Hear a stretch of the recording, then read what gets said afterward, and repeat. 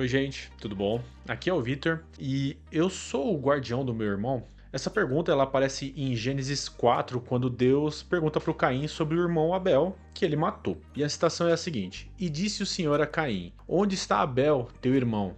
E ele disse: Não sei. Sou eu o guardião do meu irmão? A resposta para essa pergunta eu acho que eu vou deixar para o final desse vídeo. Pra gente aqui, no entanto, o que me interessa mais, na verdade, talvez seja o que veio antes da morte do Abel, que é a relação dele com Caim. E para fazer isso, para entender mais sobre a relação dos mais famosos irmãos inimigos, eu vou usar alguns autores aqui para me ajudar. Segundo Jung, arquétipos são formas pré-conscientes e moldes psíquicos que organizam a experiência. Elas são tendências a formar representações.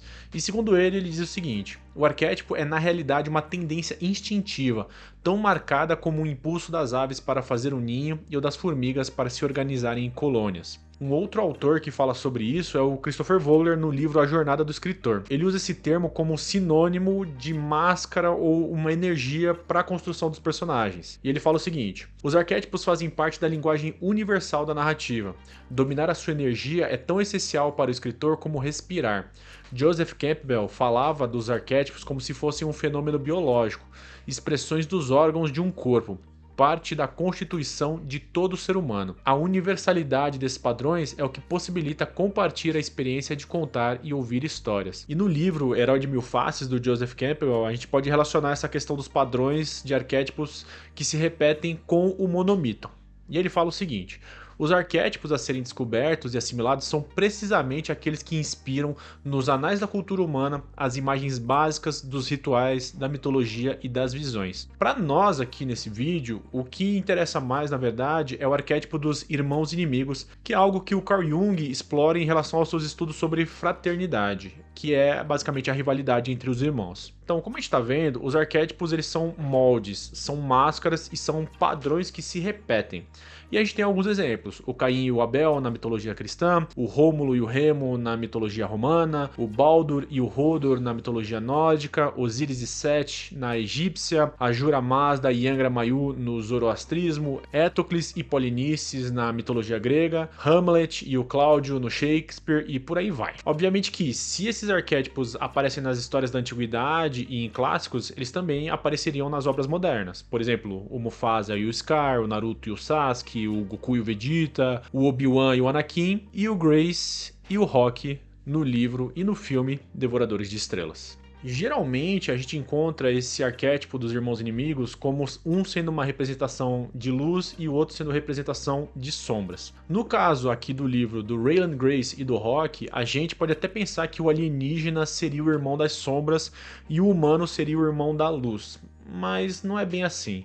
Na verdade, a gente está vendo durante o livro e do filme que as personalidades às vezes elas se chocam, e nesses momentos a gente vê que o Grace tem um pouquinho mais dos aspectos sombrios do que o Rock, que acaba sendo um pouquinho mais ingênuo em certos aspectos, até por causa da maneira como a fisiologia dele permite que ele perceba o mundo. Só que antes da gente continuar falando sobre essas e outras questões, eu preciso falar um pouquinho sobre o Andy Weir, que é o autor do livro, né? Há alguns anos eu comecei a comprar os livros do Andy Weir, no caso aqui, O Perdido em Marte, o Artemis e o Devoradores de Estrelas. E se tem algo que eles têm em comum, esses três livros têm em comum, é que todos são ficções científicas que são muito palatáveis. Diferente de livros como Duna ou Fundação, onde a tecnologia ela parece algo até meio mágico e não chega a ser exatamente o ponto central da narrativa, os livros do Andy Weir conseguem trazer a ciência para um plano mais palpável e algo que dá pra gente entender. Eu vou dar um exemplo aqui, né? Nos livros do Fundação, do Isaac Asimov, existe uma tecnologia que consegue transformar metal em ouro. Ele não explica como isso funciona. O que acontece é que simplesmente um personagem coloca um parafuso de um lado da máquina e ele sai do outro lado feito de ouro. No Duna, por exemplo, a gente tem um negócio chamado Gola, que é um ser humano criado a partir de um falecido. É um clone, basicamente. Mas, de novo, em momento nenhum, o Frank Herbert, ele explica essa tecnologia. Só que tem uma coisa: Duna e Fundação não necessariamente são livros sobre ciência, apesar de serem ficções científicas. Eles são sobre os perigos de líderes carismáticos,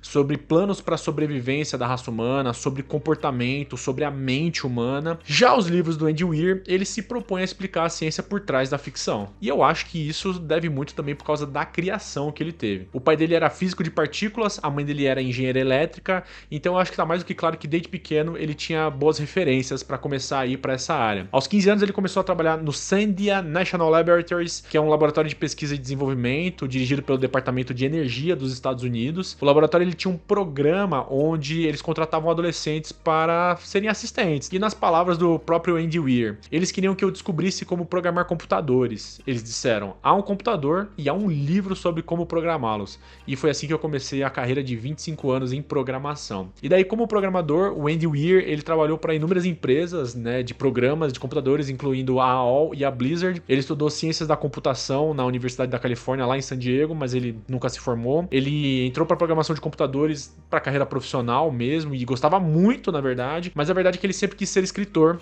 e ele, numa entrevista, ele fala exatamente a respeito disso. Eu nunca tive um problema com isso, que é a sua carreira como programador. Quando chegou a época para eu deixar o meu emprego e começar a escrever, não foi um pegue o seu emprego e vá embora. Eu gostava do meu trabalho. Eu considero isso um caminho para minha carreira de escritor. Meu sonho principal era ser um autor. Então, agora que eu encontrei o meu caminho, eu vou ficar. E apesar dele não fazer nenhum tipo de anúncio no blog onde ele publicava as histórias, ele acabou acumulando milhares de seguidores regulares que iam lá ler as coisas que ele publicava. Em uma entrevista recente com o Neil deGrasse Tyson, no canal do YouTube do podcast do Neil deGrasse Tyson, ele conta que ele ficou 10 anos escrevendo e publicando no site até ele realmente fazer algum tipo de sucesso. Em 2011 ele lançou por conta própria pela primeira vez O Perdido em Marte. O segundo livro dele foi o Artemis, né, que foi o vencedor do Goodreads Choice Awards 2017 de ficção científica. E por último, ele lançou O Devoradores de Estrela. Pela própria formação dele, a influência dos seus pais e da curiosidade natural que ele demonstra ter, a gente consegue notar por que a ciência nos livros dele é tão correta, por assim dizer. Ele não usa uma ciência inexplicável para resolver uma questão só porque a história pede. Por exemplo, no Devoradores de Estrela, ele explica como um planeta que fica muito próximo da sua estrela poderia ter água no seu estado líquido. A resposta é que para isso acontecer, ele precisa de uma pressão atmosférica muito densa, e por causa disso que a água não evapora. Outro exemplo, talvez um pouco mais simples da gente entender. No Artemis, no livro Artemis, a gente tem a nossa protagonista, que é a Jasmine Bashar, e ela mora na Lua e morou lá durante muito, muito tempo. Só que ela tem que resolver um problemão, e se ela não resolver, ela vai ser enviada de volta para a Terra. Só que a questão, o problema é exatamente esse. Se ela for mandada para a Terra, isso vai ser uma sentença de morte para ela, porque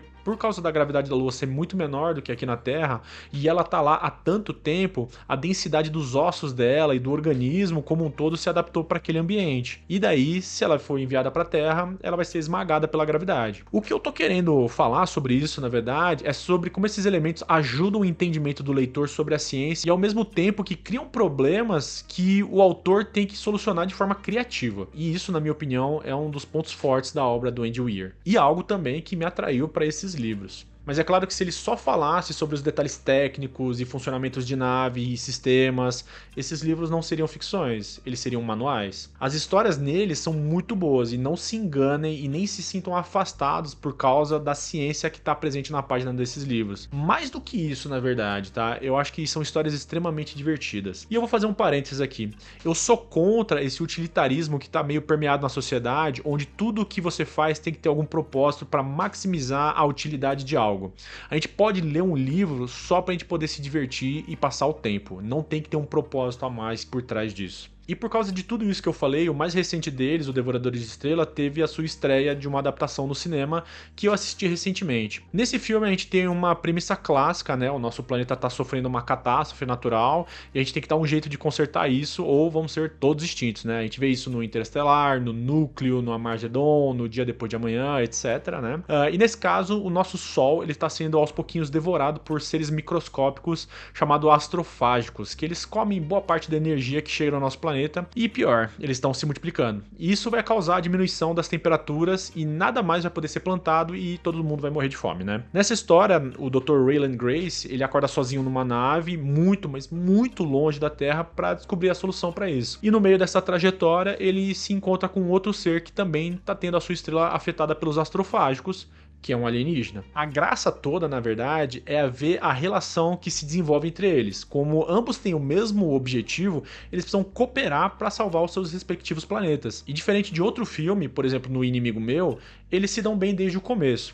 E isso me fez pensar a respeito da representação de alienígenas nos livros e nos filmes. Geralmente, os aliens, eles são uma raça hostil que quer matar todos os seres humanos, e daí a gente tem um embate, a gente tem uma luta. Ou o extraterrestre é uma vítima dos humanos que está sendo caçado e ele precisa escapar para voltar para casa também. Mas por que diabos a gente tem essas duas representações de aliens no cinema, mais hollywoodiano, na verdade? Tem uma frase que é atribuída ao autor Arthur C. Clarke que diz o seguinte: existem duas possibilidades. Ou estamos sós no universo, ou não estamos. Ambas são igualmente aterrorizantes.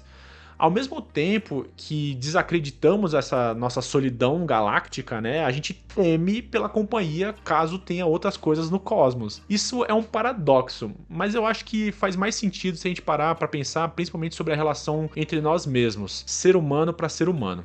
E a gente consegue fazer isso, talvez, através dos trabalhos do Lovecraft. O H.P. Lovecraft era um cara extremamente racista e xenofóbico. E isso é um fato, né? A gente pode ver isso claramente, inclusive, nas obras dele de horror cósmico. Para o Lovecraft, a forma mais expressiva do medo terá lugar no momento em que a espécie humana, situada em uma escala inferior da criação, acordar de sua falsa orfandade cósmica e for confrontada com seres superiores, provenientes de orbes alienígenas. Para ele, o alienígena é o outro, é o estrangeiro, é aquele que vem de fora e causa medo. Estão entendendo aonde eu quero chegar? Na maioria das narrativas, os alienígenas são uma representação de estrangeiros que ou são uma civilização avançada, carente de recursos naturais, então eles vêm pra cá pra nos colonizar, ou que são criaturas bestiais que vêm nos matar por serem animais ou por esporte. Mas a questão é que os filmes geralmente refletem os medos das suas épocas. Nos filmes da década de 1950 e 60, por exemplo, tem uma relação muito evidente com o colonialismo, as grandes guerras e a Guerra Fria. Para nós agora, na atualidade, essas imagens são um pouquinho diferentes, né? Elas são talvez metáforas de imigrantes econômicos, do apartheid, do exílio político, do fundamentalismo nacionalista ou religioso e, é claro, também do terrorismo. Se a gente pegar essa ideia dos alienígenas como representações dos medos humanos, no nosso caso aqui, medo dos estrangeiros, né? E a gente une isso ao arquétipo dos irmãos inimigos, a gente teria um filme como outro qualquer que a gente costuma ver. Mas o Devoradores de Estrela, ele inverte as nossas expectativas. Em nenhum momento do filme ou do livro acontece algum tipo de hostilidade entre eles. Pelo contrário, né? Como os objetivos deles são os mesmos, eles se unem através da curiosidade para romper qualquer tipo de barreira, seja linguagem, biológica, cultural, seja lá o que for, eles superam essas diferenças para poder trabalharem juntos. O filme e o livro nem sequer brinca, nem sequer flerta com a ideia de que vai ter algum tipo de violência entre eles. Não acontece a traição que a gente vê no arquétipo dos irmãos inimigos. Em nenhum momento ocorre para nenhum deles o pensamento de fratricídio. E não se engane,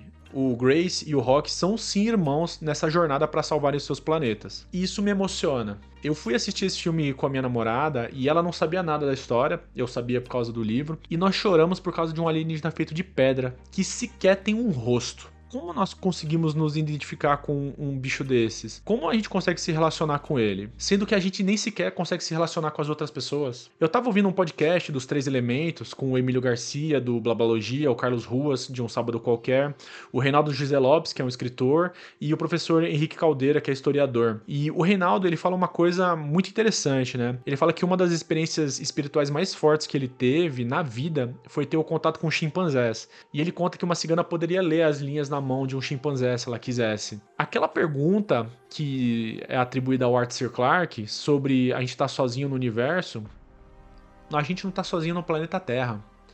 Pega o seu animal de estimação, olha pra ele e me diz que não tem uma alma lá dentro que merece ser protegida. Nesse mesmo episódio, o Emílio diz que ele estava visitando um zoológico e ele conseguiu se reconhecer num gorila. E isso fez ele se questionar sobre como nós tratamos esses animais. Como que nós tratamos coisas que são tão semelhantes a nós. No livro Crônicas Marcianas, do Ray Bradbury, Marte ele vira um planeta túmulo, né? Por causa de guerras nucleares. E essa obra ela termina com uma família exilada da Terra, olhando para o seu reflexo na água e agora sendo os novos marcianos. Os alienígenas, no fim das contas, somos nós. Querendo ou não, o ponto forte do filme e do livro foi essa capacidade de mostrar que a gente pode olhar para aquele que é tão diferente de nós em tantos níveis, mas sem medo, mas sim com curiosidade, com interesse, com vontade de aprender mais. E é muito bom poder ver um filme que não tá saturado de pessimismo e de cinismo, mas sim de esperança. Eu acho que se a gente consegue sentar numa cadeira de cinema e chorar por um alien de pedra, a gente pode sentir um pouco mais de empatia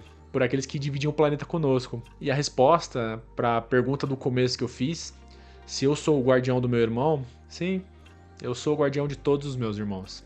Tomara que o trabalho de vocês não enlouqueça a mente, não adoeça a alma. E tchau.